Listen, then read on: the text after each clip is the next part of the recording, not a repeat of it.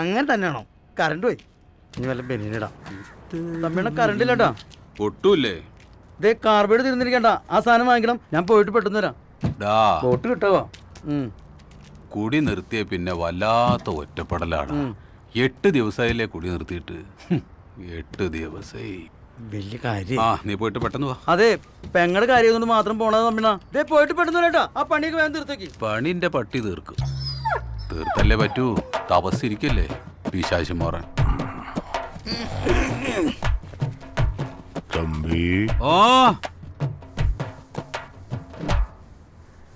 ഉറങ്ങി.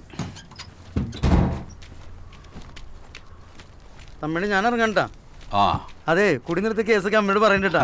എടാ ജോസേ, സത്യം പറഞ്ഞാ കുടി നിർത്തുമ്പോ തന്നെ എടാ അതിന്റെ സുഖം. അതല്ലേ പറഞ്ഞേ. ഇപ്പൊ രാവിലെ പത്രക്കാരെ കാണാം, പാൽക്കാരെ കാണാം, നല്ല സുഖ. അണ്ടിപ്പിനെ ഡൈവേഴ്സ് ചെയ്തപ്പോ സുഖം മനസ്സിലായതുകൊണ്ടാണ്. നന്നാമത് തീരുമാനിച്ചില്ല എന്റെ തമ്പി കൂടിയാ. നീയേ വരുമ്പോ ആ നാട സാധനല്ലേ അത് ലേശം മാറ്റി. തമ്പിയാണ് ഇപ്പൊ പറഞ്ഞു കുടി നിർത്തി പറഞ്ഞിട്ട്. നിർത്തിയടാ, കുടി നിർത്തി. നിർത്തുമ്പോ അതിന്റെ ഒരു സുഖമുണ്ട്. പക്ഷെ ആ സുഖം ഇടയ്ക്കിടയ്ക്ക് കിട്ടണമെങ്കിൽ നമ്മളിത് വീണ്ടും തുടങ്ങണ്ടേ? അപ്പൊ നമ്മളിത് നിർത്തുന്നു, തുടങ്ങുന്നു, നിർത്തുന്നു, തുടങ്ങുന്നു, അങ്ങനെ പോവാ. തമ്പിളിനൊന്നും ഒരു കാലത്ത് നന്നാവില്ല. ഇങ്ങനെ കുടിച്ച പണി തീർന്നിട്ടും. പണി എന്നായാലും തീരും. തമ്പി പണി കഴിഞ്ഞ പണി കഴിയും. രാവിലെ തന്നെ മനുഷ്യനെ വിളിച്ചുണർത്തിയിട്ട് പണി കഴിഞ്ഞാ കിണി കഴിഞ്ഞെന്ന് ചോദിച്ചോണ്ടിരിക്കും പിശാശി. റേഞ്ച്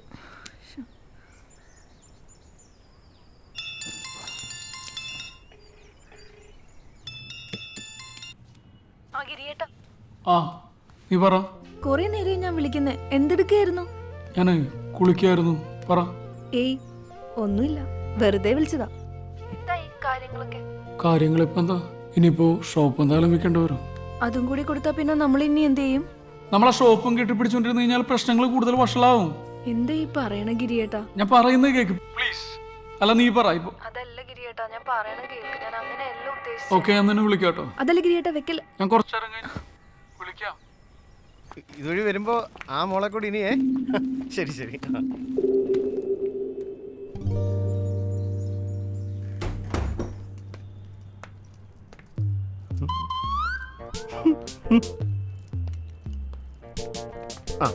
സാറേ, കണ്ടിട്ടത്ര നാളായി. ഞാൻ കുറച്ച് തിരക്കിലായിരുന്നു. ഓ, ഇപ്പൊ ഫ്രീ അല്ലേ?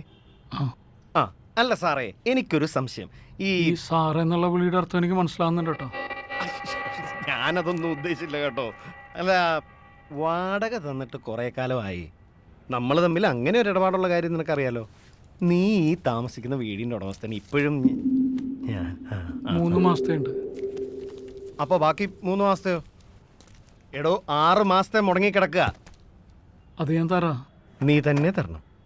ഞാനിവിടെ നാടൊന്നും വിട്ട് പോകാൻ പോകുന്നില്ല സുഭാഷേ. നീ പൊക്കോ. നീ പോന്ന തന്നെയാടാ എനിക്ക് നല്ലത്. നീ പോയിട്ട് ഇവിടെ പുതിയ താമസക്കാർ വന്നാലേ ആ വാടകയെങ്കിലും എനിക്ക് കൃത്യമായിട്ട് കിട്ടും.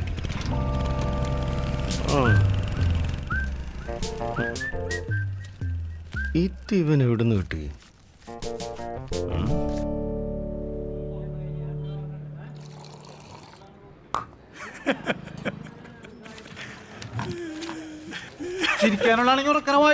എനിക്ക് വയ്യ രവിചേട്ടാ, നിങ്ങൾ ചിരിച്ചിരിച്ചാവും. മൊബൈൽ കമ്പനിയുടെ പുതിയ സേവനം. ഏതെങ്കിലും ഒരു ഉപഭോക്താവ് മരണമടഞ്ഞാൽ അയാളുടെ മൊബൈലിൽ നിന്നും ഗാലറിയിലെ പടങ്ങളും വീഡിയോസും വാട്സപ്പിലെ ചാറ്റും പോസ്റ്റും ഒക്കെ പൂർണ്ണമായും നിർമ്മാർജ്ജനം ചെയ്ത് പരേതിന്റെ മാനം രക്ഷിക്കുന്നു. പിന്നെ മനസ്സിലായി. 15 രൂപ. പീഡന ശ്രമം. 9ാം ക്ലാസ് വിദ്യാർത്ഥിനിയെ അയൽപക്കത്തെ 23 പീഡിപ്പിച്ചു. നിനക്ക് വായിക്കണമെങ്കിലേ മനസ്സിൽ വായിച്ചാ മതി. അപ്പൊ പോയ പിള്ളേരെ 2 പഠിക്കണം. അവന്റെ ഒരു വാർത്ത വായന.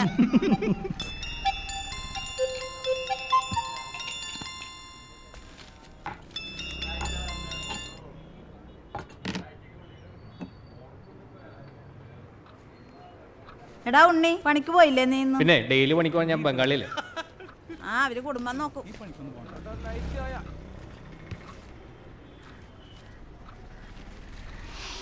പറ്റിലെഴുതിയോ?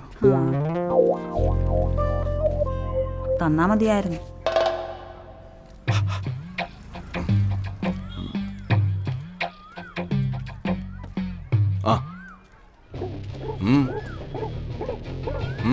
കാശിന് മുട്ടുള്ളപ്പോൾ നീ ശ്രീകാന്തിനെ വിളിക്കും. ശ്രീകാന്ത് ആണെങ്കിൽ കറക്റ്റായിട്ട് ഫോൺ എടുക്കും, കറക്റ്റായിട്ട് കാശ് കടം തരും, കൃത്യമായിട്ട് പലിശയും വാങ്ങും. തിരിച്ച് ഗിരിയെ വിളിച്ചാലോ? ഫോൺ എടുക്കാത്തത് പോട്ടെ, ഫോൺ എടുത്താൽ പറയുന്നതോ അടുത്ത ആഴ്ച അല്ലെങ്കിൽ അടുത്ത മാസം ഒന്നിച്ച്. ശ്രീകാന്ത് മൊത്തത്തിൽ ഭയങ്കര ടൈറ്റായി പോയി. മോനഗിരി, നിന്റെ അളിയം വന്ന് പറഞ്ഞിട്ടാണ് നിനക്ക് 6 ലക്ഷം രൂപ കടം തന്നത്. ആദ്യമൊക്കെ നീ കൃത്യമായിട്ട് പലിശ തന്നു, പിന്നെ പിന്നെ നിന്റെ സ്വഭാവം മാറി. സ്വഭാവം മാറിയൊന്നുമല്ല, വിചാരിച്ച പോലെ കാര്യങ്ങൾ നടന്നില്ല. അതൊന്നും ഞാൻ അറിയേണ്ട കാര്യമില്ല. നിനക്ക് ഒരു അവധിയും കൂടെ തരാം. ഈ ഒരാഴ്ചക്കുള്ളിൽ നീ ബാക്കിയുള്ള 4 മാസത്തെ പലിശയും കൂടെ തരണം. നിനക്കെന്നറിയാലോ, ഭൂലോക ചെറ്റയാണ് ശ്രീകാന്ത്. കൃഷ്ണ